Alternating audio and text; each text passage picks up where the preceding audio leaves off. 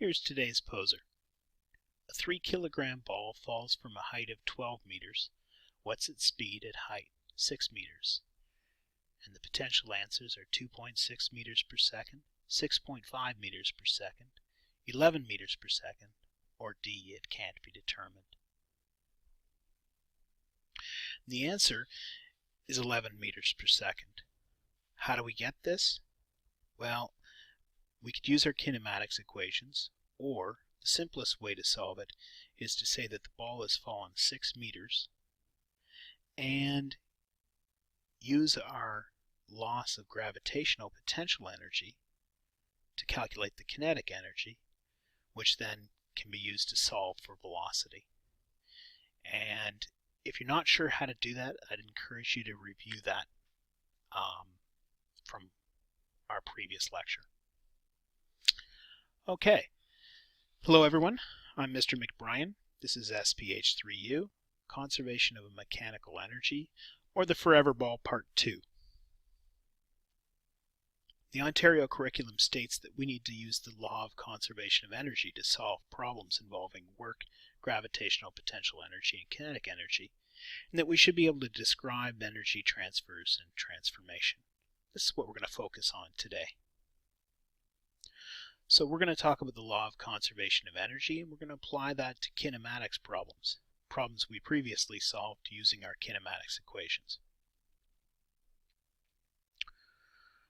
Okay, so from last week, we have conservation of mechanical energy. What we're saying is that if you don't do any work on an object by an outside force, then the total mechanical energy of the system is going to remain constant. We can refer to that as delta E equals 0, or the sum of the gravitational potential energy plus the kinetic energy at any time is equal to the sum at any other time. And we talked about our forever ball back last week. Let's talk about it again. If we have perfectly elastic collisions and no friction, then energy is going to be perfectly transformed between kinetic and gravitational potential energy. And once we have this extra special ultra super forever ball, given the height of the ball at any time, we can solve for kinetic energy and gravitational energy. And given the kinetic energy and gravitational energy, we can solve for speed. So last week we solved at two extremes. We started with the height being 12 meters when we drop the ball. And of course when we drop it, the velocity equals 0. And we calculated our gravitational potential energy to be 3.5 times 10 to the 2 joules. And we considered state 2 just before the ball hits the ground, when the height equals 0, and the velocity then can be determined because the gravitational potential energy is 0, and thus the kinetic energy must be 3.5 times 10 to the 2 joules. In other words, all of the energy has been transformed from gravitational potential energy to kinetic energy, and we solve for the velocity, getting 15.3 meters per second, or we rounded for sig figs to 15. Okay, and we used, of course, our expression. So now the big question becomes, does the ball have to be at the top or the bottom to solve this problem? And no great surprise, we allow the ball to bounce, and we say to ourselves, does the law of conservation of energy still apply? Because if the law of conservation of energy applies, then we can solve for the other, for this, because the energy remains constant. So we take our case of it bouncing to a height of 4 meters. We know the gravitational potential energy, and we still know the total energy because it was constant, and so we can solve again for the kinetic energy. And all this really implies is that it doesn't matter how many different states we have, we can solve for all of them, provided we have enough definition.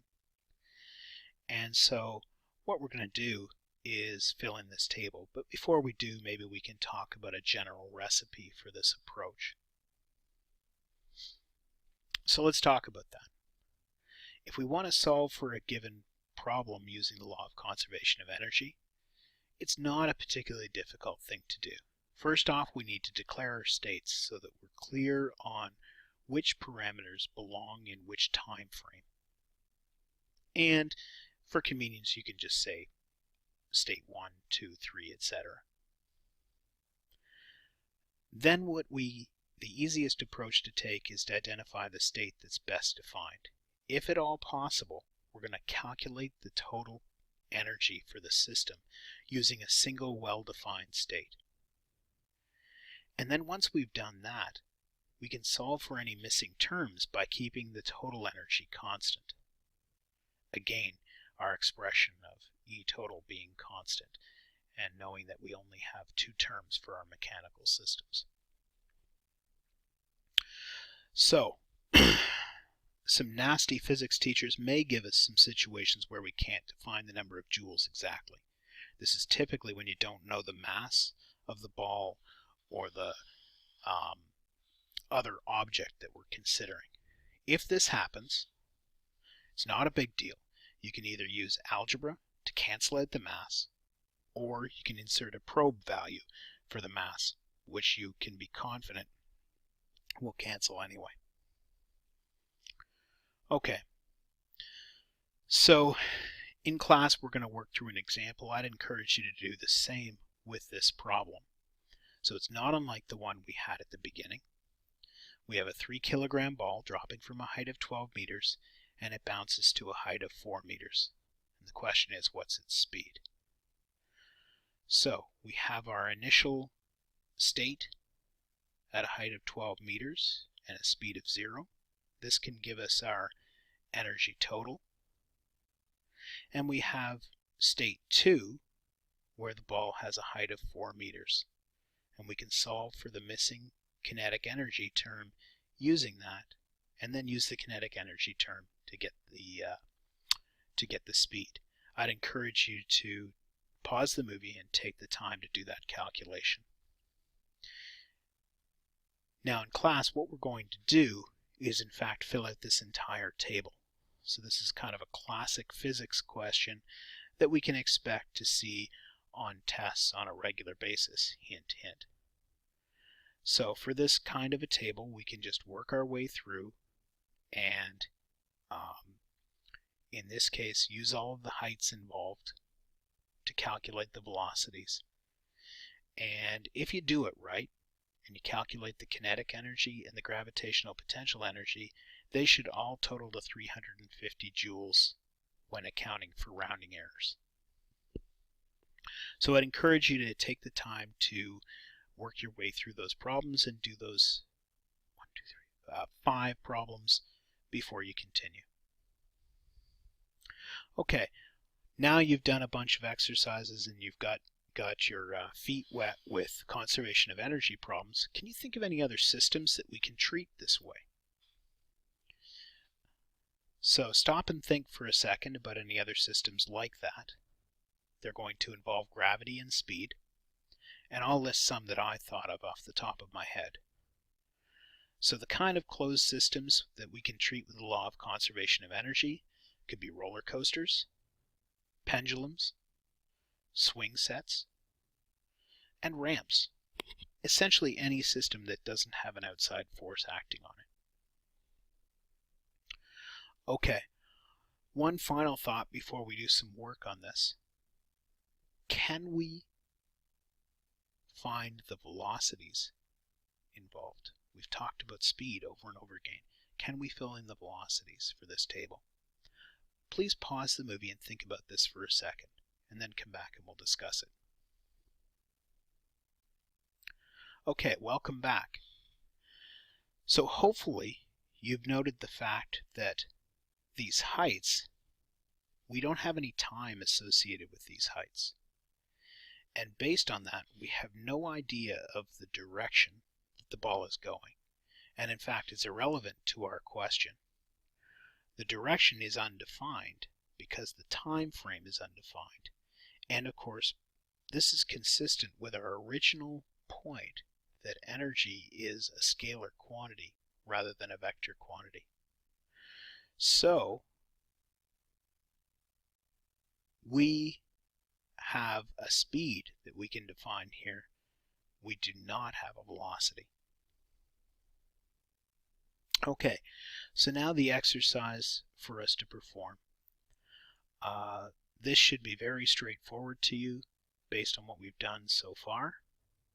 What we want to do is fill in this table, filling out the kinetic energy for our roller coaster and the speeds and heights for the given positions. So you should be able to figure out which we're asking for here. We're looking for kinetic energy and gravitational potential energy in the left-hand side of the table, and speed and height on the right-hand side of each one of the columns. Please go ahead and fill those in, and when you're finished, you should be an expert in conservation of energy problems.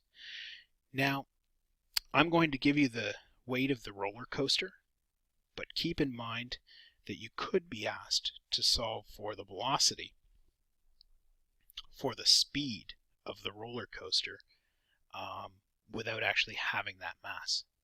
And you should certainly make sure that you know how to solve for that speed in that way. Okay, so further practice, please complete that roller coaster seat work question, and I'd like you to stop and take state number 4 and solve it a second time without the train's mass for practice to make sure that you can do it, canceling the mass. And please look backwards and make sure that you did complete the problems from last week's homework. Thanks very much, and have a great night.